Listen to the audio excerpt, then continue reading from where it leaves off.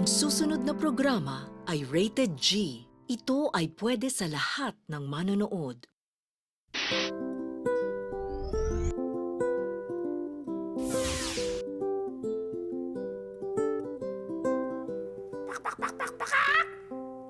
Oh, kay ganda ng umaga. Ang ganda talaga ng bundok. Ang hangin sa bangin. Oh, kay sariwa. Linis baga. Makapag-almusal na nga. Ano bang magandang kainin ngayon? Dapat yung masustansya. Sa taniman ni Aling Puring, maraming bulati doon. Sa bakuran kaya ni Mang Karding, nagkayas kahapon ng mais. Baka may tira-tira pa.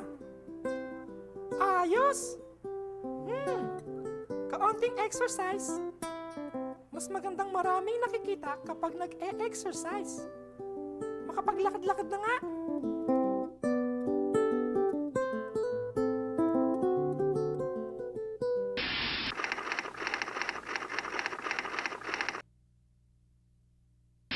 Ang paborito ko pong luto ng manok ay pritong manok, apritadang manok, adobong manok. Alam nyo ba na ang karne ng manok ay isa sa mga karaniwang ulam nating mga Pilipino? Madaling ihanda ang manok dahil maraming uri ng luto ang pwedeng gawin dito. Pwedeng ihawin, pwedeng iprito, iluto sa suka at toyo at magiging adobo, luto sa tomato sauce at magiging menudo o mechado, lagyan ng papaya at magiging tinola. Pwede ring isahog sa pansit, sa mami, sa arroz caldo. Pwedeng gawing nuggets, siomay, imbutido, tocino. Pwede ring gawing parang hotdog. Sa manok ay di ka magsasawa dahil sa pagluto nito ay marami kang magagawa.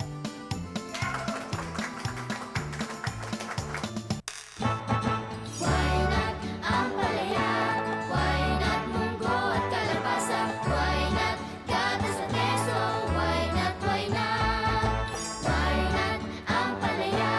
Why not munggo at kalabasa? Why not gatas at keso? Why not, why not? Why not, why not? Why not, why not? Why not, why not? Why not? Why not?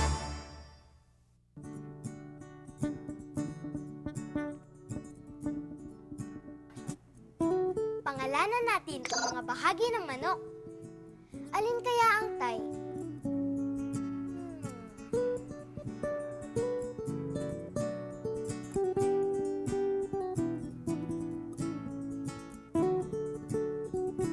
Ito ang tay. Yan.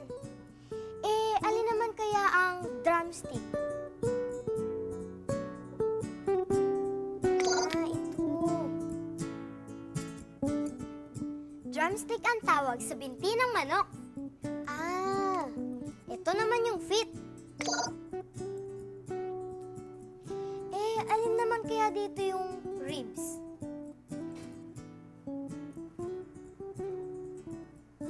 Ito pala yung ribs. Yan. Ilan naman yung breast? Ito ang breast.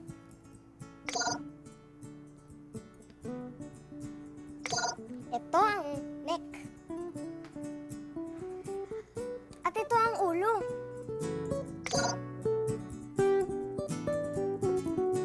At syempre, ito ang wings. Yes! Buo na! Yes! Yes! Buo ka na, chicken.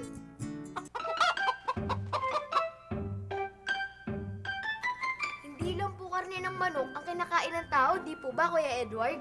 Tama ka, Bot. Lahat na yata ng bahagi ng manok, pwedeng lutuin at kainin. Tulad ng paa, ng bituka, at ng ulo. Miski yata dugo, kinakain din eh. Pati edad ng manok na kakainin, ay wala tayong pinipili. Kinakain ng tao ang manok mula sa pagiging itlog, sisiw, batang manok, at matandang manok. Popular talaga ang manok! Kain na.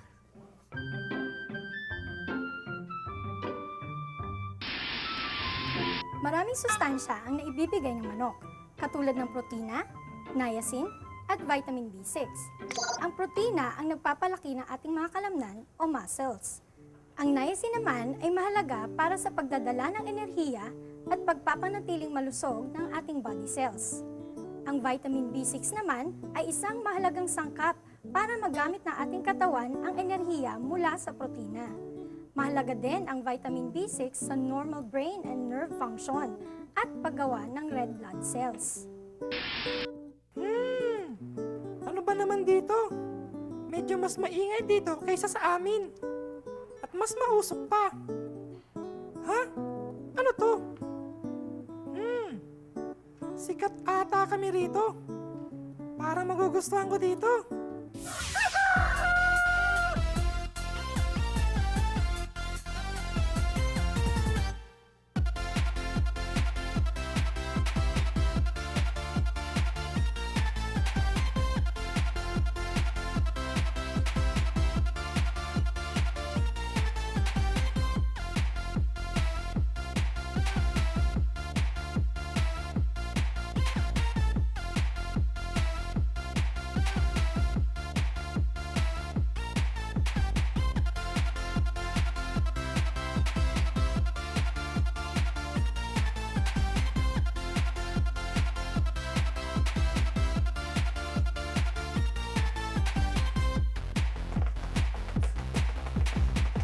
Kuya Edward! Bakit exercise kayo na exercise? Oo nga! Ayoko kasing bumigat ako ng sobra sa dapat kong timbang. Alam mo na, tumataas ang kolesterol sa katawan ko. Tsaka lahi kami ng mga may sakit sa puso. Ay, mahirap na. Mahilig pa naman akong kumain ng karni ng baboy at baka. Nako, mataas pa naman ang kolesterol ng mga ito. Edward! Ba't di mo kayang subukang manok naman ang kainin bukod sa baka o baboy? May pagkakaiba ba yun? Meron. Mas kaunti ang taba na nilalaman ng karne ng manok kesa baboy o baka. Nakikita mo to? Ito ang taba ng baboy at baka. O di ba, mas marami siya kesa taba ng manok. Kaya para sa mga ayaw sumobra ang bigat at nag-aalala magkasakit sa puso, mas maganda talaga na kumain ng karne ng manok kesa baboy o baka. Ganun po ba? Totoo. At para siguradong ligtas kayo sa taba ng manok, huwag kainin ang balat nito. Ayos! Gusto ko rin naman talaga ng manok eh. Ibig sabihin, hindi ko na kailangan mag-ehersisyo. Kain na na! Aba, aba, aba. Lahat tayo kailangan ng ehersisyo, kahit ano pang kinakain natin. Ang sinasabi ko lang, para sa mga taong nag-aalala sa kanilang mga timbang at cholesterol level, mas mainam na kainin ng karne ng manok, lalo na ang white meat o ang chicken breast, kesa baboy o baka. Ayun, hindi na kayo mabiro. Exercise na tayo. 5, 6, 7,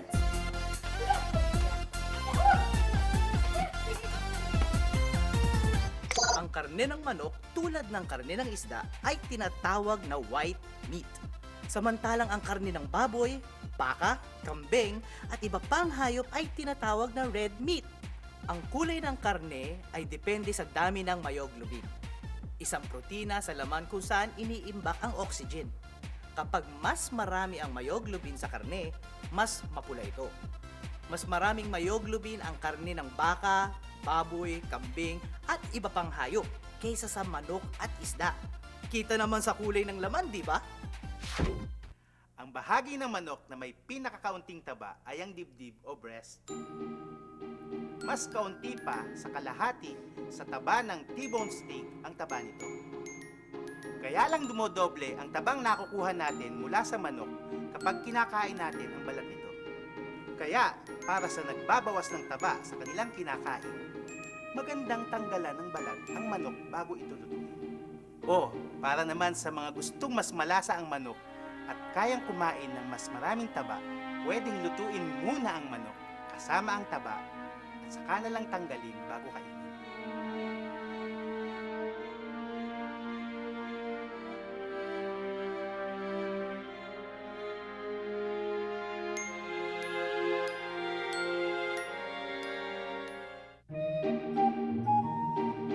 Marunong ba kayong pumili ng magandang klase ng manok?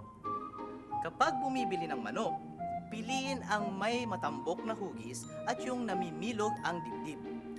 Kapag pumipili ng buo o pira-pirasong manok, kailangang hindi matigas kundi sumusunod ang laman nito kapag pinipisil.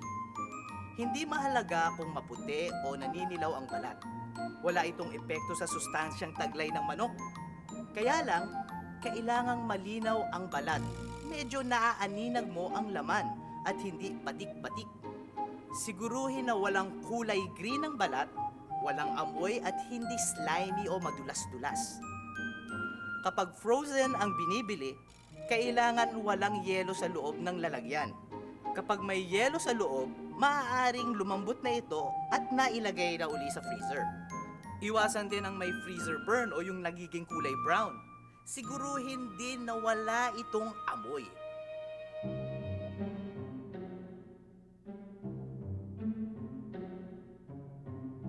Kapag nabili nyo na ang manok, alam nyo ba ang wastong paraan ng pagtatabi nito bago lutuin?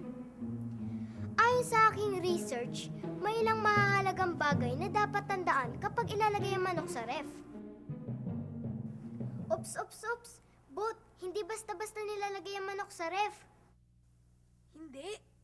Kung walang balot o sira na ang balot ng manok na nabili, hugasan muna ito, patuyuin, at ilagay sa plastic na bags o lalagyan na kung saan siguradong hindi tatagas ang mga likidong nanggagaling sa manok. Maaari kasi itong pamugaran ng bakterya at malagyan ang ibang pagkain sa ref.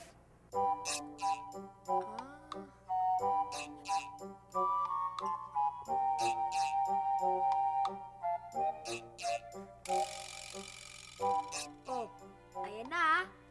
Okay, kung buo naman ang bag na kinalalagyan ng manok, pwede na itong idiretso sa freezer.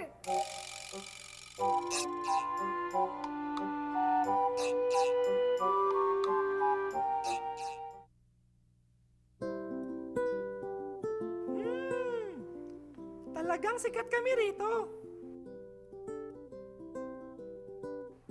Ha? Pakak! Ah, hindi!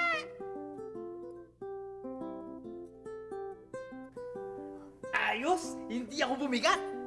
Effective ang pagkain mo ng manok, Kuya Edward. Mas kaunti talaga ang laman taba ng manok kaysa sa karne ng baboy at karne ng baka. Pero dapat tandaan, piliin ang tamang pagkain. Tulad ng bahagi ng manok na hindi mataba. Kailangan tama lang ang dami ng kakainin. Huwag sobra. At kailangan mag-ehersisyo tayo! At hindi naman dapat na laging manok lang ang kakainin araw-araw. Pwede rin kunin ang protina sa Isda, itlog at mga butong gulay. tama. Tandaan, kumain ng sari-sari masusustansyang pagkain araw-araw. Ito ang daan tungo sa kalusugan.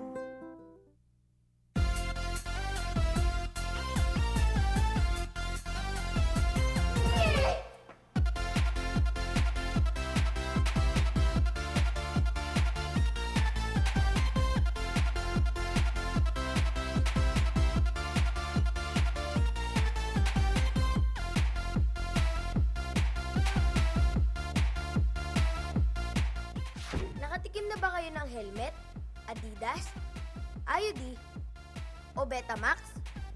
Kung hindi kayo pamilyar sa mga pangalang ito ay mga bahagi ng manok na gustong-gusto rin kainin ng maraming Pilipino. Masustansya din naman ang mga bahaging ito ng manok.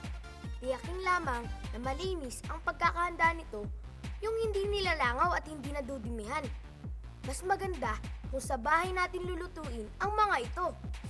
Ay, ang sarap ng buhay. Dito na nga lang ako mamamasyal sa amin. Ha? Ang mayroong buhay ito! Pak!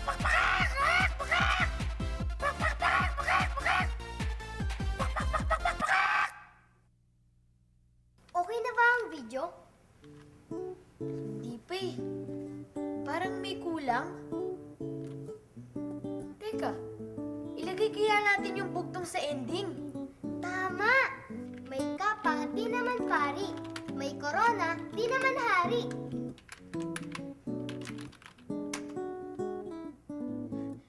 Ayos!